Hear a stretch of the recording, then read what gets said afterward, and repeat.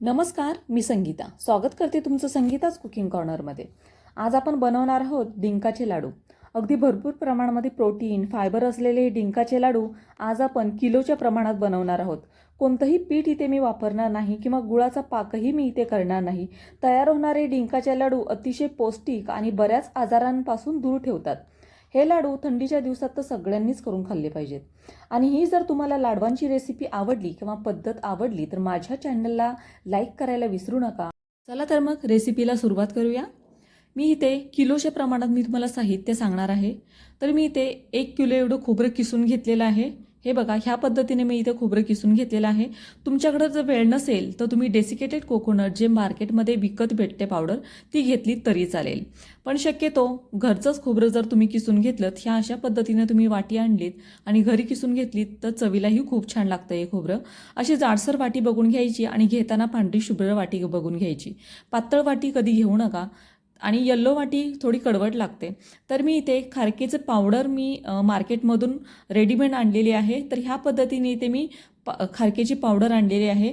तुम्ही तर अख्खी खारीक आणत असाल तर ती आणून त्याच्यातल्या बिया काढा, त्याची देठं असतात ती काढा आणि मिक्सरमध्ये बारीक करून घेतलं तरी चालेल. तर हे बघा, मी इथे खारीक पण 1 किलोच्या प्रमाणात इथे घेतलेले आहे आणि खोबरं पण 1 किलोच्या प्रमाणात मी इथे घेतलेले आहे. तर मी तुम्हाला 1 किलोच्या प्रमाणात एवढं लाडूंचं साहित्य किती लागतं आणि प्रमाण किती लागतं तर ते मी तुम्हाला इथे सांगणार आहे. इथे मी ड्रायफ्रूट्स घेतलेले आहेत. 200-200 ग्रॅम मी इथे ड्रायफ्रूट्स घेतलेले आहेत, काजू, बदाम. आणि अळीव मी इथे घेतलेला आहे 100 ग्रॅम. तुम्ही इथे जास्त घेतलं तरी चालेल, 200 ग्रॅम केलं तिथे तरी चालेल. त्याच्यानंतर खसखस घेतलेले आहे 50 ग्रॅम आणि मेथी घेतलेली आहे 50 ग्रॅम. तुम्ही मेथी पावडर तुमच्या चवीप्रमाणे कमी जास्त करू शकता. तर हे ड्रायफ्रूट्स आहेत, तर तुम्ही तुमच्या आवडीने कमी जास्त करू शकता. त्याच्यानंतर डिंक घेतलेला आहे, तो ह्या पद्धतीने मी बारीक करून घेतलेला आहे. मार्केटमध्ये तुम्हाला थोडासा जाडसर मिळेल, तर जाडसर आणलात तरी तो थोडासा बारीक करून घ्या, कारण तो आपल्याला तेलामध्ये तळायचा असतो, तुपामध्ये.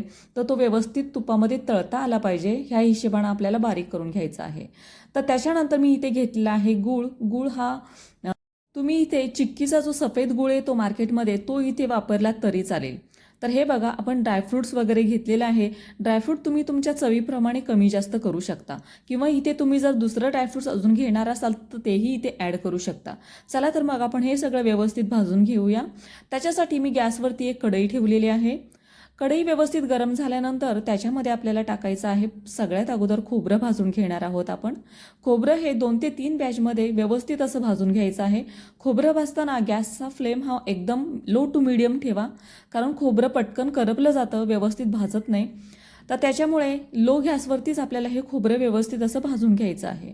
तर हे बघा, व्यवस्थित असं लालसर होईपर्यंत आपण हे छान असं भाजून घेतलेलं आहे.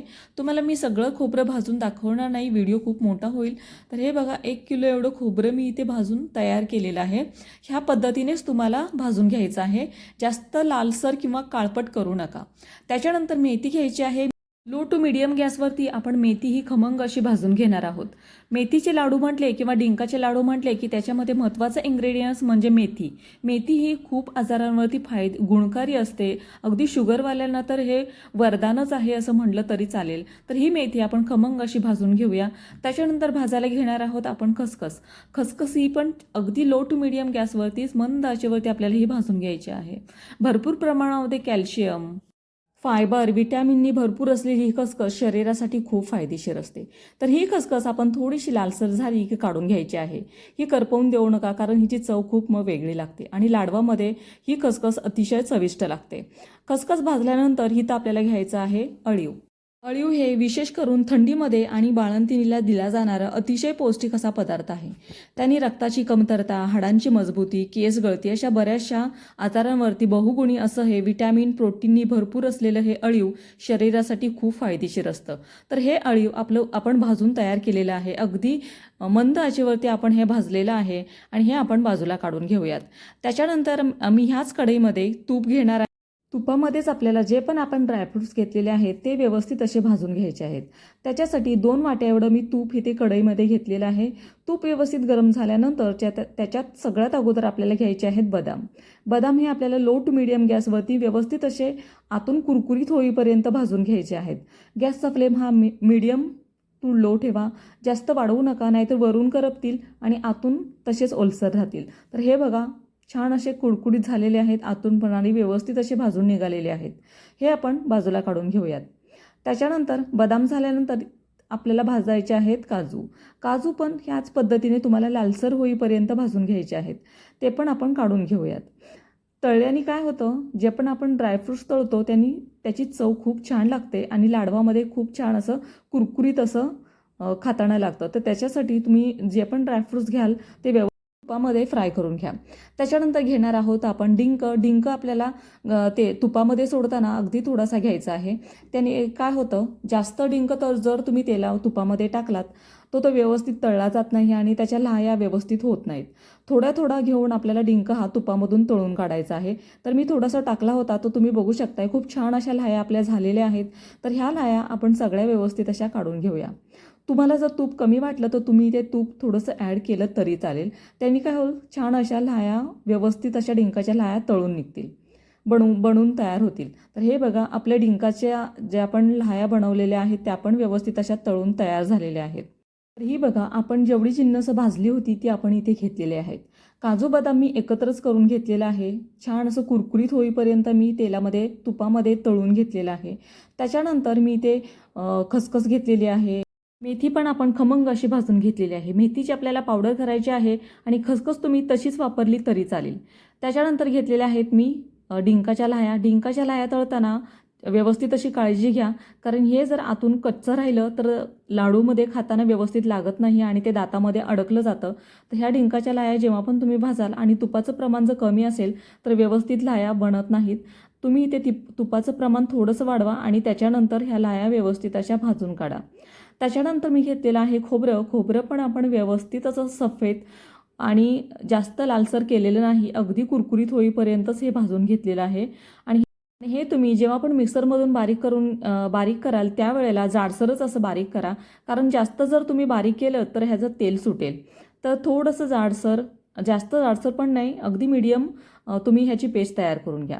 त्याच्यानंतर मी ते मेथी बारीक केलेली आहे. मेथी तुम्हाला पूर्ण अशी बारीक करून घ्यायची आहे आणि हे पिठाच्या चाळणीने हे तुम्हाला चाळून घ्यायचं आहे, कारण ह्याचं जेव्हा लाडू आपण खातो तेव्हा दातामध्ये अडकलं नाही पाहिजे. पीठ करून घेतलं तर ते व्यवस्थित असं मिक्स होऊन जाईल. त्याच्यानंतर मी ड्रायफ्रूट्स घेतलेले आहेत. ड्रायफ्रूट्स मी ह्या पद्धतीनेच कट करून घेतलेले आहेत. तुम्हाला जर पावडर घ्यायची असेल तर तुम्ही पावडर पण ह्याची करू शकता, पण मी ते जाडसर ठेवलेले आहेत, कारण जाडसर हे तुकडे दातामध्ये खूप छान लागतात जेव्हा पण आपण लाडू खातो तेव्हा.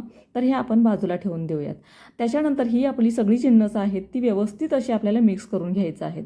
खोबरं तुम्ही बघू शकताय की मी जास्त बारीक पण केलेलं नाही आणि जास्त जाडसर पण ठेवलेलं नाही.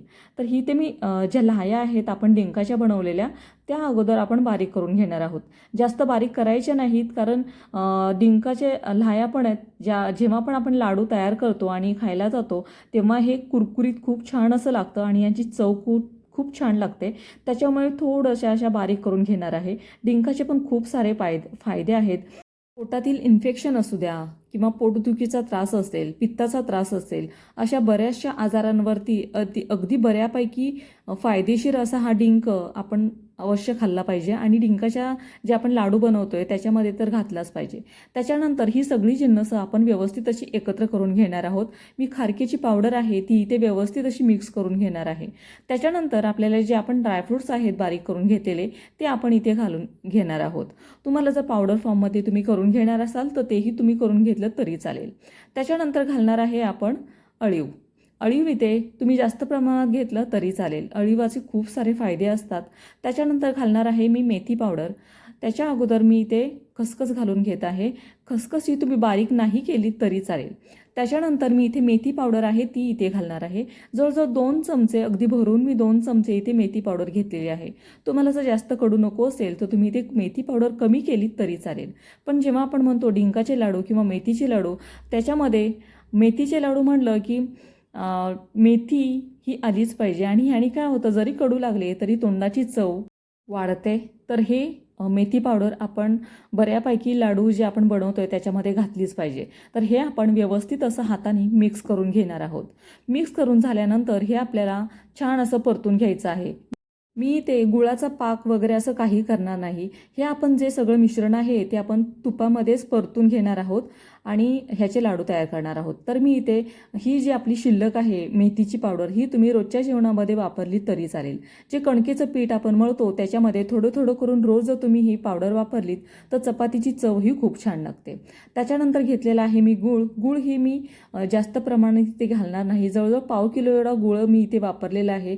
कारण जे पण आपण खोबरं आणि खारीक घेतलेलं आहे ते इक्वल प्रमाणामध्ये घेतलेलं आहे, अगदी समान घेतलेलं आहे. त्याच्यामुळे हे जे मिश्रण आहे ते बऱ्यापैकी गोडसर झालेलं आहे. त्याच्यामुळे गुळाचं प्रमाणही आपण इथे कमी वापरणार आहोत. हे सगळं आपल्याला परतून घेण्यासाठी गॅसवरती मी इथे मोठा असा टोप ठेवलेला आहे. तुमच्याकडे जे भांडं मोठं असेल ते तुम्ही इथे वापरू शकता. तर टोपामध्ये व्यवस्थित टोप गरम झाल्यानंतर आपल्याला इथे तूप घालून घ्यायचं आहे. टोप मी जास्त मोठा वापरलेला आहे कारण जे पण आपण मिश्रण ह्याच्यामध्ये घालणार आहोत ते व्यवस्थित असं तळून निघालं पाहिजे, हलवता व्यवस्थित येईल, त्याच्यासाठी मी इथे मोठं भांडं वापरलेलं आहे. तर मी इथे 2 वाट्या एवढं तूप घातलेलं आहे. जेव्हा पण आपण मेथीचे लाडू तयार करतो किंवा बनवायला घेतो त्याच्यामध्ये तुपाचं प्रमाण हे जास्त असतं आणि तूप शरीरासाठी खूप फायदेशीर असतं. अगदी थंडीच्या दिवसामध्ये तूप हे खाल्लंच पाहिजे. तर इथे तूप छान असं गरम झाल्यानंतर त्याच्यामध्ये आपल्याला जो आपण गूळ घेतलेला आहे तो इथे घालून घ्यायचा आहे. गूळ गरम फक्त करून द्यायचा आहे. गूळ वितळल्यानंतर आपल्याला हे मिश्रण ह्याच्यामध्ये जे पण खारीक खोबऱ्याचं आपण बारीक केलेलं मिश्रण आहे ते आपल्याला इथं टाकायचं आहे.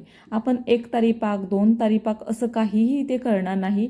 फक्त गूळ मेल्ट होण्यासाठी आपण इथे तुपामध्ये सोडलेलं आहे. गुळामध्ये पण बरेचसे प्रकार मिळतील तुम्हाला. चिक्कीचा गूळ वेगळा असतो किंवा आपण जो गावठी गूळ बोलतो तो वेगळा असतो. काळपट कलरचा जो मी घेतला आहे त्या प्रकारचा गूळ असतो.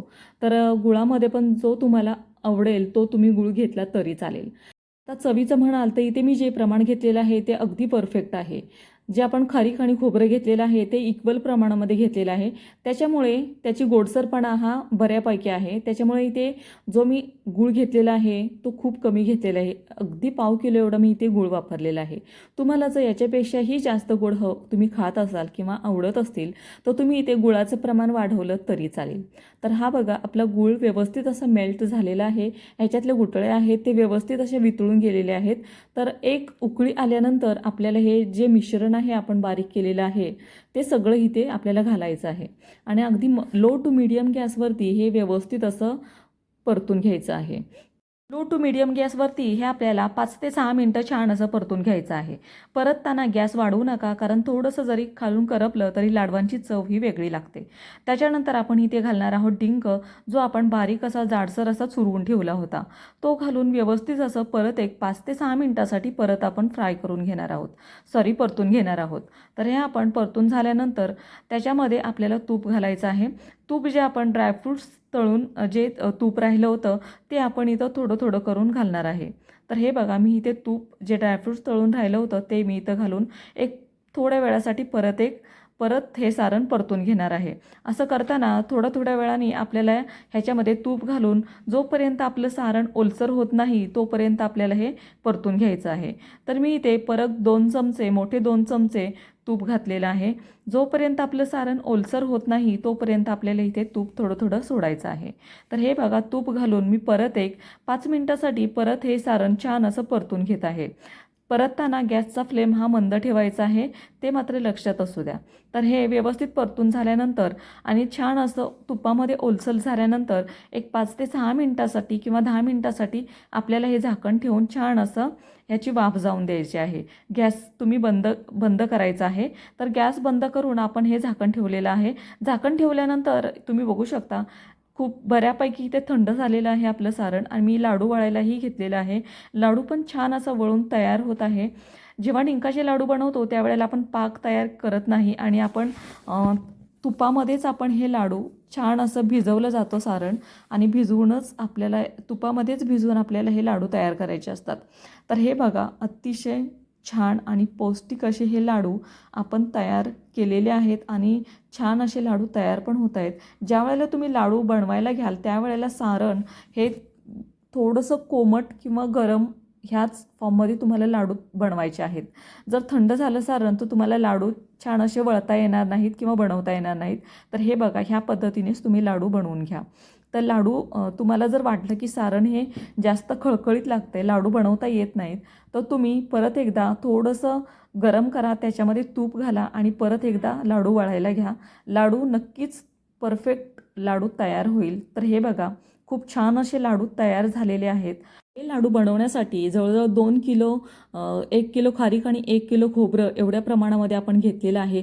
त्याचं प्रमाण किंवा साहित्य वगैरे सगळं मी इथे तुम्हाला दाखवलेलं आहेच.